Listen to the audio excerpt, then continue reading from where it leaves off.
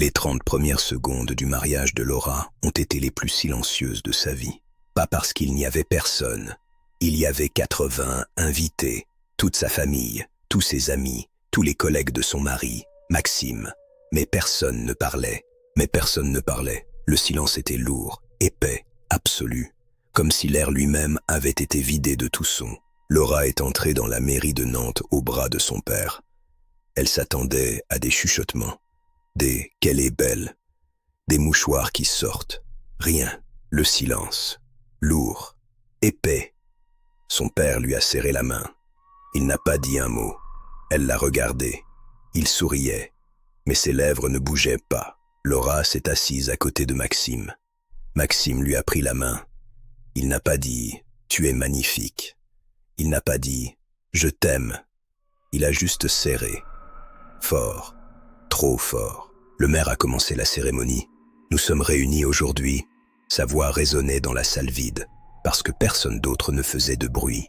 Pas de toussotement, pas de chaises qui grincent, pas de rire, rien. Laura a regardé les invités. Ils étaient assis, droits, les mains sur les genoux, les yeux fixés sur elle. Mais leurs visages étaient vides, pas fâchés, pas tristes, vides, comme des masques, comme des poupées. Laura a chuchoté à Maxime. « Pourquoi personne ne parle ?» Maxime l'a regardé. Il a ouvert la bouche. Il a refermé la bouche. Il a souri. Laura a eu froid. Elle s'est tournée vers sa mère. Sa mère était au premier rang. Elle avait les yeux rouges, comme si elle avait pleuré. Mais elle n'avait pas pleuré. Ses yeux étaient secs, juste rouges. Laura a voulu se lever. Maxime lui a tenu la main. Il a secoué la tête doucement. « Reste », a-t-il voulu dire. Mais aucun son n'est sorti de sa bouche. Laura a compris. Personne n'allait parler. Personne ne pouvait parler. La cérémonie a continué.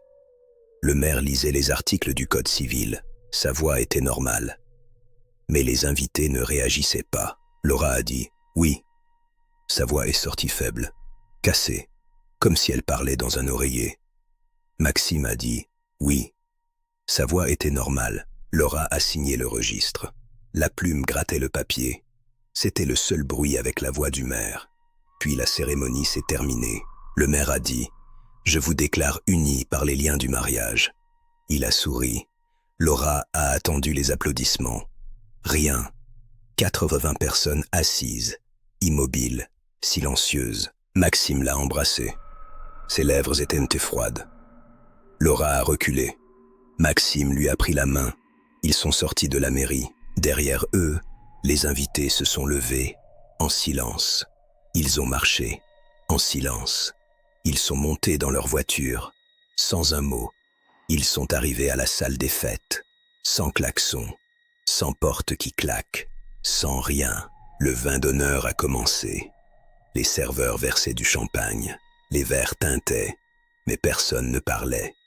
Les gens levaient leurs verres, sourient, boit, remet le verre. Laura regardait sa mère. Sa mère mâchait un biscuit. Ses mâchoires bougeaient, mais aucun bruit, pas même le bruit de la mastication. Rien. Laura s'est approchée d'elle. « Maman, qu'est-ce qui se passe ?» Sa mère l'a regardée. Elle a ouvert la bouche. Rien. Elle a haussé les épaules. Elle a souri. Laura a pleuré. Ses larmes tombaient par terre. On les entendait. Ploc, ploc. C'était le seul bruit dans la salle avec le bruit des verres. Maxime est venu vers elle. Il lui a pris les mains. Il a mimé un cœur avec ses doigts. Laura a crié « Parle-moi ». Maxime a reculé. Son visage a changé. Il n'était plus vide. Il avait peur.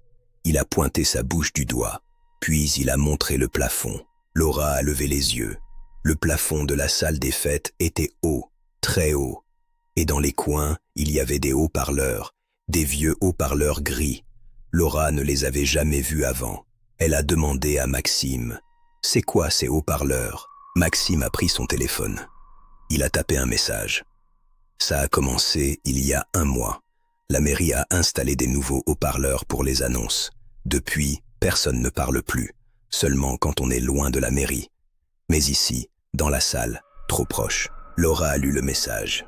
Elle n'a pas compris. En quoi des haut-parleurs peuvent t'empêcher de parler? Maxime a tapé un autre message. Ce ne sont pas des haut-parleurs normaux. Mon frère est ingénieur du son. Il a analysé la fréquence. Les haut-parleurs émettent un son. Trop grave pour l'oreille humaine. Ça bloque les cordes vocales. On peut penser, on peut bouger, on peut entendre, mais on ne peut pas parler. C'est la mairie. Ils veulent des mariages silencieux pour économiser l'argent du bruit. C'est dans le nouveau décret. Laura a pris le téléphone de Maxime. Elle a tapé. Quel décret? Maxime a tapé. Décret 2024-113. Mariage silencieux. Test dans 12 villes. Nantes est la première. Ils disent que ça réduit les conflits, que les gens se marient mieux quand ils ne parlent pas. Si ça marche, ils l'étendent à tout le pays. Laura a rendu le téléphone. Elle a regardé les invités. 80 personnes, muettes, souriantes, but not happy, juste souriantes, comme des photos, comme des morts. Elle s'est levée, elle est sortie de la salle, elle est montée dans sa voiture, elle a fermé les portes, loin des haut-parleurs. Elle a ouvert la bouche. Allô? Sa voix est revenue. Normale. Claire. Elle a pleuré de soulagement. Puis elle a regardé la salle. À travers la fenêtre, elle voyait les invités. Ils la regardaient. Ils souriaient toujours. Mais maintenant, elle comprenait leur sourire. Ce n'était pas un sourire de bonheur. C'était un sourire de « sauve-nous ». Laura a voulu retourner les chercher. Elle a ouvert sa portière, une voix dans son oreille. Pas une voix réelle, une voix dans sa tête. Ne reviens pas. Si tu rentres, tu perds ta voix pour toujours. Les haut-parleurs, ça ne s'arrête jamais. Une fois que tu as parlé dans la zone, les cordes vocales se bloquent définitivement. Tu seras comme eux, muette, à vie. Laura a refermé la portière. Elle a démarré. Elle a regardé une dernière fois la salle. Son père, sa mère, ses amis, Maxime. Tous muets, tous souriants, tous prisonniers. Elle a conduit. Elle ne s'est pas arrêtée. Elle est partie. Loin de Nantes. Loin du décret. Loin des haut-parleurs. Un plus tard, Laura vit à Bordeaux. Elle a changé de nom. Elle a changé de coiffure. Elle ne parle jamais de son mariage. Mais parfois, la nuit, elle rêve. Elle rêve de la salle des fêtes, des 80 visages, des bouches ouvertes, sans son. Et dans son rêve, Maxime lui écrit sur un téléphone invisible. « Reviens, on a besoin de ta voix pour parler à notre place, pour dire ce qu'on ne peut pas dire. » Laura se réveille en hurlant.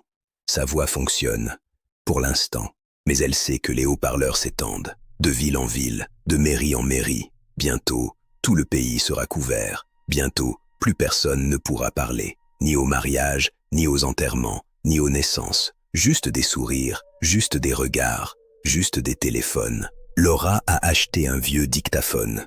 Elle enregistre sa voix chaque jour. Elle a peur de l'oublier. Elle a peur de se réveiller un matin et de ne plus pouvoir dire « je t'aime » à personne. Parce que le décret 2024-113 ne concerne plus que les mariages. Bientôt, il concernera les écoles, les hôpitaux, les maisons. Si vous lisez ces lignes, dépêchez-vous. Parlez. Dites tout. Criez. Parce que dans quelques mois, dans quelques jours peut-être, les haut-parleurs arriveront chez vous. Vous ne les verrez pas. Ils sont gris, discrets, dans les coins des plafonds. Vous ne les entendrez pas non plus.